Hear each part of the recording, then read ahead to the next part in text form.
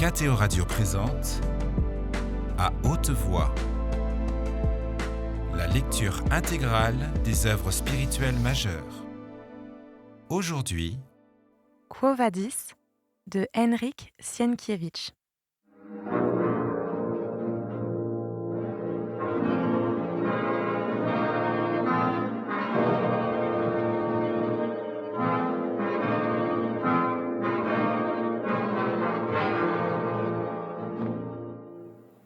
C'était un ultime effort. Le brouillard qu'il avait devant les yeux devint encore plus rouge. Ses poumons manquèrent de souffle, ses forces l'abandonnèrent, et il s'affaissa. On l'entendit. Ou plutôt, on l'aperçut. Et deux hommes se précipitèrent à son secours, avec des gourdes d'eau. Vinicius, qui était tombé d'épuisement, mais qui n'avait pas perdu connaissance, saisit à deux mains une gourde et la vida à moitié. « Merci », dit-il. « Remettez-moi sur pied et je continuerai mon chemin tout seul. » L'autre ouvrier lui versa de l'eau sur la tête et avec son camarade, non seulement ils remirent Vinicius sur pied, mais encore le soulevèrent de terre et le portèrent vers un groupe d'hommes qui l'entourèrent, l'interrogèrent avec sollicitude pour savoir s'il n'avait pas subi de trop gros dommages. Cette sollicitude étonna Vinicius. « Homme, qui êtes-vous » demanda-t-il. « Nous démolissons les maisons pour que l'incendie ne puisse atteindre la Via Portuensis » répondit un des ouvriers. « Vous m'êtes venu en aide lorsque je suis tombé. Je vous en remercie. »«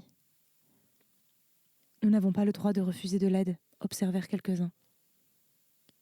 À ces mots, Vinicius, qui depuis le matin avait vu des foules bestiales, des bagarres et des pillages, regarda plus attentivement les visages qui l'entouraient et dit « Que le Christ vous en récompense. Gloire à son nom !» s'écrièrent-ils en chœur. « Linus ?» Mais il ne put continuer et n'entendit pas la réponse, car d'émotion et des efforts faits, il s'évanouit. Il ne reprit connaissance que lorsqu'il se trouva sur le champ Caudétan, dans un jardin, entouré de plusieurs femmes et d'hommes, et ses premières paroles furent de nouveau « Où est Linus ?» Pendant un moment, il n'y eut pas de réponse.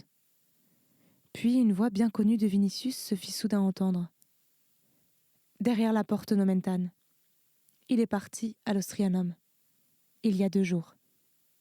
Paix à toi, roi des Perses. Vinicius se releva et s'assit, et vit tout à coup au-dessus de lui Chilon. Le grec poursuivit. Ta maison, Seigneur, a sans doute brûlé, car les carines sont en feu. Mais tu seras toujours riche comme Midas. Ah, quel malheur! Les chrétiens, fils de Sérapis, prédisaient depuis longtemps que le feu détruirait cette ville. Lénus, avec la fille de Jupiter, est à l'Ostrianum.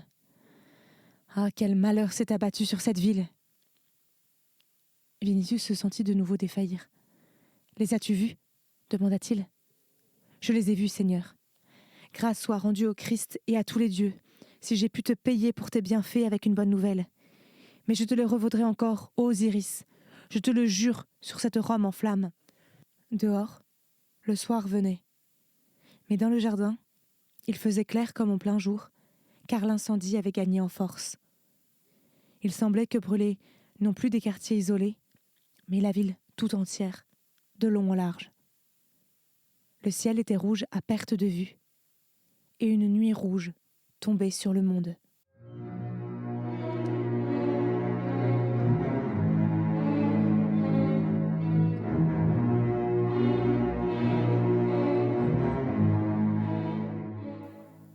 La lueur de l'incendie de la ville avait embrasé le ciel jusqu'à l'horizon.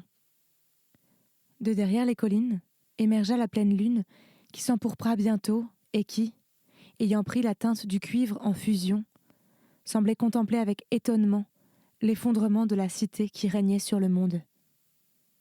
Dans les abîmes rosis du ciel, les étoiles scintillaient, également roses.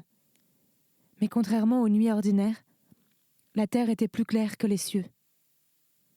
Rome, semblable à un énorme bûcher, éclairait toute la Campanie. Dans la clarté sanglante, on voyait alentour les collines, les villes, les temples, les monuments et les aqueducs qui descendaient de toutes les montagnes environnantes vers la ville. Des foules grouillaient sur les aqueducs, venues s'y abriter ou y contempler l'incendie. En attendant, l'effroyable élément se propageait à de nouveaux quartiers. Il ne pouvait faire de doute que des mains criminelles incendiaient la ville, car de nouveaux foyers s'allumaient en des endroits éloignés du noyau principal. Des collines sur lesquelles Rome avait été construite, les flammes, telles des vagues de la mer, déferlaient dans les vallées où se dressaient, serrées les unes contre les autres, des maisons de 5 et 6 étages, des baraques, des boutiques, des amphithéâtres mobiles en bois, bâtis au hasard pour divers spectacles, et enfin des entrepôts de bois, d'huile, de céréales, de noix, de pommes de pin, des graines desquelles se nourrissait la population indigente, et de vêtements que, parfois, les Césars distribuaient à titre gracieux au bas peuple nichant dans les ruelles étroites. Là, parmi les matériaux inflammables, abondants, l'incendie se transformait presque en explosion et se propageait avec une rapidité inouïe à des rues tout entières. Les gens qui campaient à l'extérieur de la ville ou sur les aqueducs devinaient ce qui brûlait à la couleur de la flamme. Les bouffées d'air envoyées par le feu apportaient parfois des milliers et des millions de coquilles incandescentes de noix et d'amandes qui s'élançaient brusquement vers le ciel comme des multitudes innombrables de papillons lumineux, éclatés avec un crépitement dans l'air, ou, pourchassés par le vent, retombaient sur de nouveaux quartiers, sur les aqueducs et sur les champs qui entouraient la ville. Toute idée de secours paraissait absurde. La confusion ne cessait d'augmenter car, tandis que la population de la ville fuyait par toutes les portes, des milliers de gens des environs, habitants des petites villes, paysans, hébergés à demi sauvages de la campagne, couraient vers l'incendie, alléchés par l'espoir du butin. L'exclamation « Rome s'écroule » retentissait sans cesse dans la foule. La ruine de la ville en ce temps semblait être aussi la fin de sa domination sur le monde et la rupture de tous les liens qui avaient jusqu'alors maintenu l'humanité en un tout. Le bas peuple, composé dans sa majorité d'esclaves et de nouveaux venus, ne tenait pas à la domination romaine. En revanche, tout bouleversement ne pouvait que le libérer de ses chaînes. Il prenait donc, çà et là, une attitude menaçante. La violence et le pillage étaient devenus chose courante. Le spectacle même de l'anéantissement de la cité, qui accaparait l'attention de la populace, semblait contenir le déclenchement du massacre qui commencerait dès que la ville serait devenue un amas de décombres.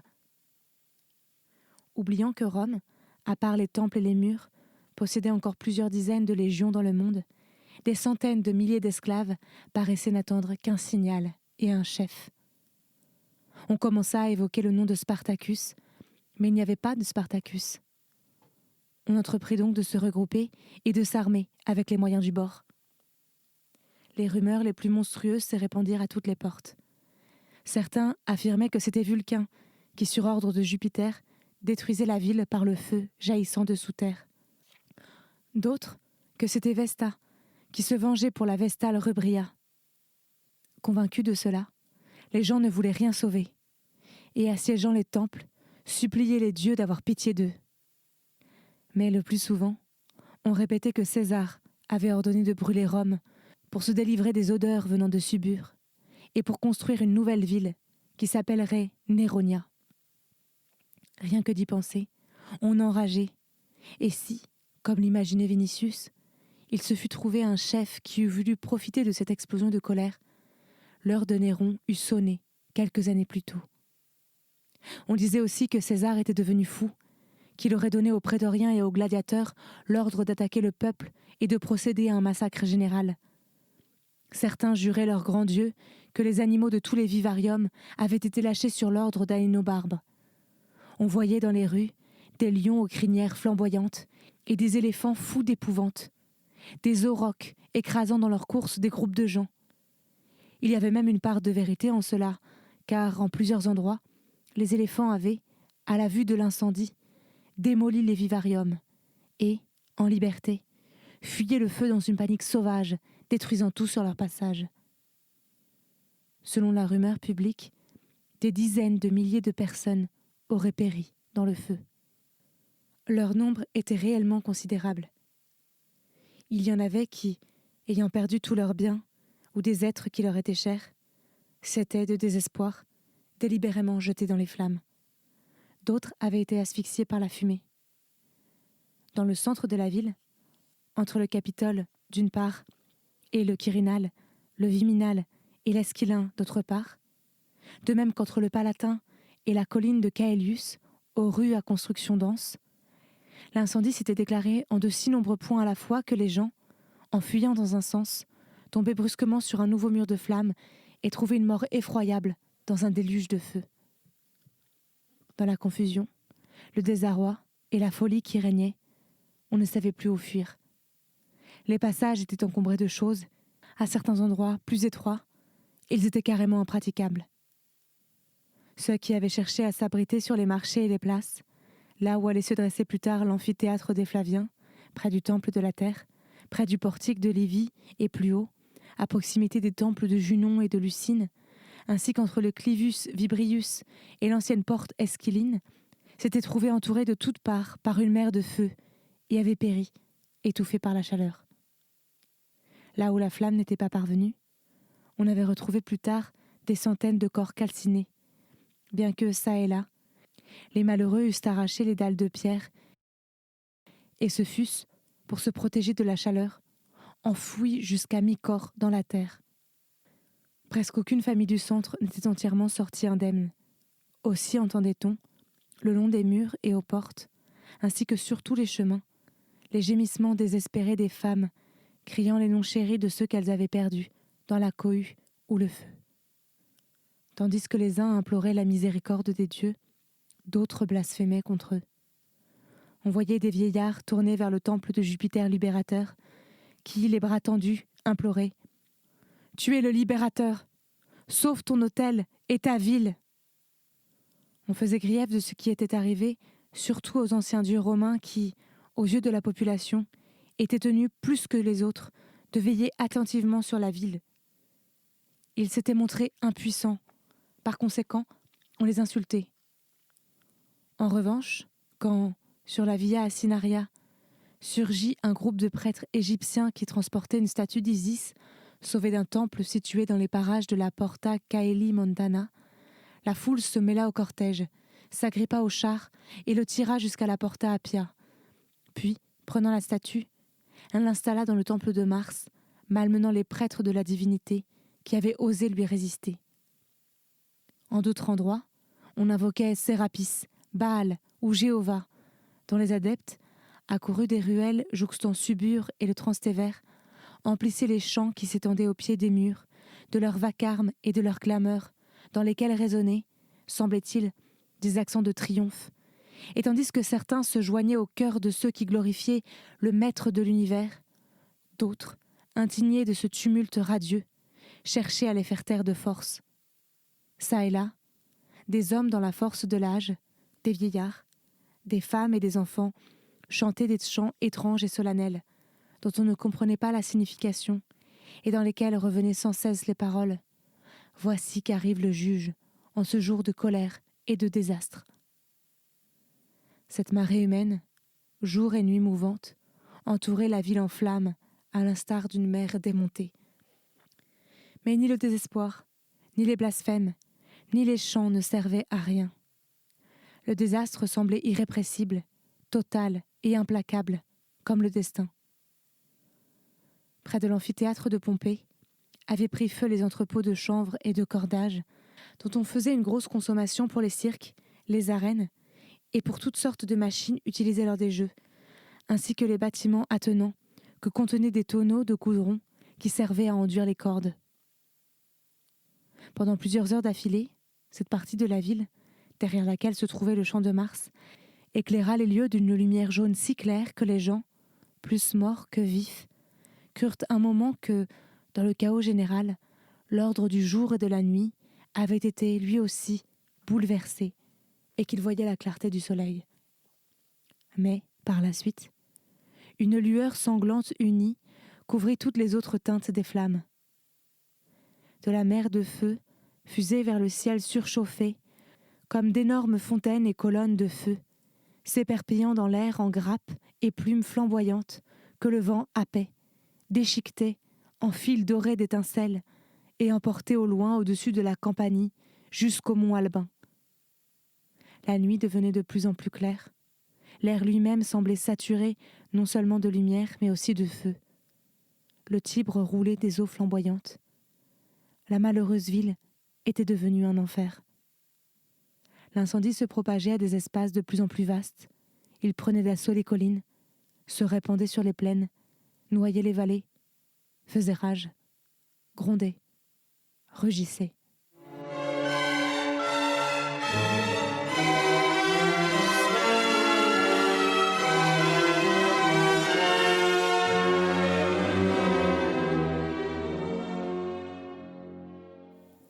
Le tisserand Macrinus, chez lequel on avait transporté Vinicius, le lava, lui fournit des vêtements et le restaura. Après quoi le jeune tribun, ayant entièrement recouvré ses forces, déclara qu'il recommencerait cette nuit même de chercher Linus. Macrinus, qui était chrétien, confirma ce qu'avait dit Chilon. Linus, avec l'archiprêtre Clément, s'était bien rendu à l'Ostrianum, où Pierre devait baptiser des groupes entiers d'adeptes de la nouvelle religion. Dans le quartier, les chrétiens savaient que Linus avait, 2 jours avant, confié la garde de sa maison à un certain Gaius. Pour Vinicius, c'était là une preuve que ni Ligie, ni Ursus n'étaient restés dans la maison et qu'ils avaient dû, eux aussi, se rendre à l'Ostrianum. Cette pensée le soulagea grandement. Linus était vieux, et il lui eût été difficile de se rendre tous les jours du Transtévère à la porte nomentane lointaine et inversement. Il avait donc, vraisemblablement, accepté d'habiter pendant ces quelques jours chez un coreligionnaire, au-delà des murs de la ville, et avait emmené avec lui Ligie et Ursus. Ils avaient ainsi évité l'incendie qui n'avait pas atteint l'autre versant de l'Esquilin. Vinicius vit en tout cela un signe de la volonté du Christ.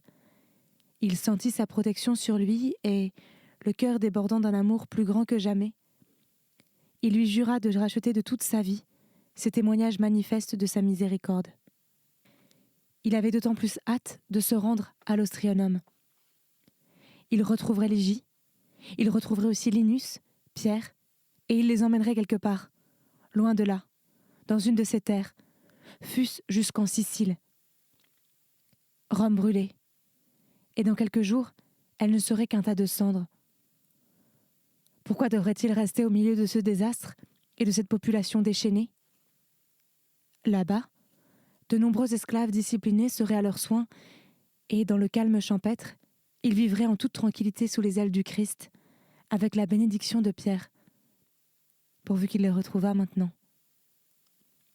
Ce n'était pas chose facile.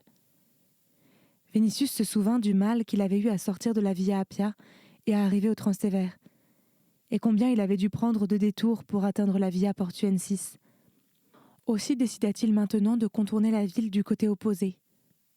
En suivant la voie triomphale, on pouvait, en longeant le fleuve, arriver jusqu'au pont d'Emilius, et de là, dépassant le Pincius, le long du champ de Mars, à côté des jardins de Pompée, de Lucullus et de Salluste, s'engager dans la Via Nomentana.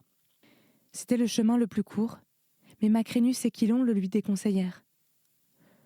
Le feu n'avait pas, à vrai dire, jusqu'à présent, atteint cette partie de la ville, mais toutes les places de marché et les rues pouvaient être encombrées de gens et de choses. Chilon conseillait d'aller jusqu'à la Porta Flaminia, par l'Agère Vaticanus, là, de traverser le fleuve et de continuer à l'extérieur des murs, derrière les jardins d'Acilius, en direction de la Porta Salaria. Après un moment d'hésitation, Vinicius décida de suivre ce conseil. Macrinus dut rester pour garder sa maison, mais il réussit à se procurer 2 mules, qui pouvaient être également utiles à Ligie dans son voyage. Il voulut aussi leur adjoindre un esclave, mais Vinicius refusa, pensant que, comme cela lui était déjà arrivé, il trouverait sur son chemin un détachement de prétoriens qui se mettrait sous ses ordres. Au bout d'un moment, il partit avec Chilon par le Pagus Janiculensis en direction de la voie triomphale. Aux endroits découverts, çà et là, des gens campaient, Mais ils réussirent à se faufiler parmi eux plus aisément, car la plupart des habitants fuyaient vers la mer, par la voie portuaire. Après la porte Septime, ils chevauchèrent entre le fleuve et les splendides jardins de Domitia, dont les puissants cyprès rougeoyaient dans la lueur de l'incendie comme au soleil couchant. La route devenait de moins en moins encombrée. Parfois seulement, il leur fallait lutter contre le courant des paysans affluant au sens inverse. Vinicius talonnait autant qu'il le pouvait sa mule. Quilon le suivait de près, soliloquent pendant tout le trajet. L'incendie est resté derrière nous et nous chauffe maintenant dans le dos. Jamais encore il n'a fait aussi clair la nuit sur cette route. Ô Zeus, si tu n'en vois pas une averse sur cet incendie, c'est que, de toute évidence, tu n'aimes pas Rome. Aucune puissance humaine n'éteindra ce feu. Une ville que servait la Grèce et le monde entier. Maintenant, le premier Grec venu pourra faire griller ses fèves dans ses cendres. Qui eût pu s'attendre à cela? Il n'y aura plus de Rome, ni de seigneur romain. Celui à qui l'envie viendra de se promener en sifflant sur les décombres lorsqu'ils auront refroidi, le fera en toute sécurité. Ô Dieu, siffler sur une telle ville qui a étendu sa domination sur le monde entier, quel Grec, ou même quel barbare, se serait attendu à cela? Et pourtant, on peut siffler, car un tas de cendres, qu'ils proviennent d'un feu de bois allumé par des bergers ou d'une cité brûlée, n'est jamais qu'un tas de cendres que le vent, tôt ou tard, dispersera. Tout en se parlant ainsi, il se retournait de temps à autre dans la direction de l'incendie et regardait les vagues de feu, avec une expression de méchanceté et en même temps de joie sur son visage. Au bout d'un moment, il continua. Elle périt. Elle périt. Il n'y aura plus de Rome sur terre. Où le monde enverra-t-il désormais son blé, son huile et son argent? Qui donc extorquera au monde de l'or et lui fera verser des larmes? Le marbre ne brûle pas, mais il s'effrite dans le feu. Le Capitole tombera en ruine et le Palatin aussi. Rome était le pasteur tandis que les autres peuples étaient les brebis. Lorsque le pasteur avait faim, il égorgeait une des brebis, en mangeait la viande, et à toi, Père des dieux, il t'emportait en offrant de la peau. Qui donc, ô maître des nuages, égorgera dorénavant les brebis? Et aux mains de qui remettras-tu le fouet du pasteur? Car Rome, Père, se consume aussi bien que si tu l'avais toi-même foudroyé. Dépêche-toi, le pressa Vinicius. Que fais-tu donc? Je pleure sur Rome, Seigneur, répondit Quilon. Une ville qui fut sous la protection de Jupiter. Ils continuèrent leur chemin en silence, tendant l'oreille au grondement de l'incendie et au bruissement d'ailes des oiseaux. Des volets de pigeons, dont une multitude nichait près des villas et dans les petites villes de campagne, de même que d'oiseaux de toute espèce, des bords de mer et des montagnes environnantes, prenant sans doute la lueur de l'incendie pour la lumière du soleil, se dirigeaient à l'aveuglette vers le feu. Vinicius rompit le premier le silence. « Où étais-tu donc lorsque l'incendie a éclaté ?»« Je me rendais, Seigneur, chez mon ami Euryssus, qui tenait une petite boutique près du Grand Cirque. Et je méditais justement sur l'enseignement du Christ quand on se mit à crier « Le feu !» Les gens accouraient près du cirque, et pour y chercher un secours, et par curiosité. Mais lorsque les flammes envahirent tout le cirque et commencèrent à se propager dans d'autres endroits, il me fallut penser à me sauver moi-même. As-tu vu des hommes jeter des torches dans les maisons? Que n'ai-je pas vu, petit fils d'aîné? J'ai vu des gens se frayer un passage à coups de sabre. J'ai vu des bagarres et des intestins humains piétiner sur le pavé. Ah, Seigneur, si tu avais vu cela, tu aurais pensé que les barbares avaient conquis la ville et s'y livraient à un carnage. Les gens tout autour criaient que c'était la fin du monde. Certains avaient complètement perdu la tête et, renonçant à fuir, attendaient, hébétés, d'être pris par les flammes. D'autres étaient devenus fous. Certains hurlaient de désespoir. Mais j'en ai vu aussi qui criaient de joie. Car, Seigneur, il y a dans le monde beaucoup de mauvaises gens qui ne savent pas apprécier les bienfaits de votre clémente domination et les justes lois en vertu desquelles vous prenez à tous tout ce qu'ils possèdent et vous vous l'appropriez. Les gens ne savent pas se plier à la volonté des dieux. Vinicius était trop absorbé par ses propres pensées pour remarquer l'ironie qui perçait dans les paroles de Quilon. C'était À haute voix, une émission de KTO Radio. Aujourd'hui, Quo Vadis. Lecture, Marie Rambaud. Captation et réalisation, Gustave Schlicht et Thibaut Dagalier. Une émission disponible en podcast sur ktoradio.com ou sur l'application KTO Radio.